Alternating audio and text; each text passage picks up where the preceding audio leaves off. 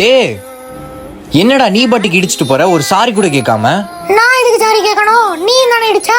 என்னது நான் இடிச்சேனா? போடா. டேய் நில்றா. என்னடா அடிச்சிட்டு நீ பாட்டுக்கு போற? இரு, ஆளை கூப்பிடுறேன். என்ன பண்றான்? ஒருவேளை லூசா இருப்பானோ? டேய் மச்சான், என்ன ஒருத்தன் அடிச்சிட்டான், சீக்கிரம் வாடா. இன்னைக்கு இருக்குடி உனக்கு. ஓ, இப்படி யாருதான் வராங்கன்னு நானும் பாக்குறேன்.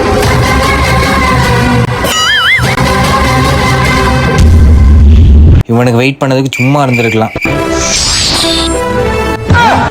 யாரா நீங்களா?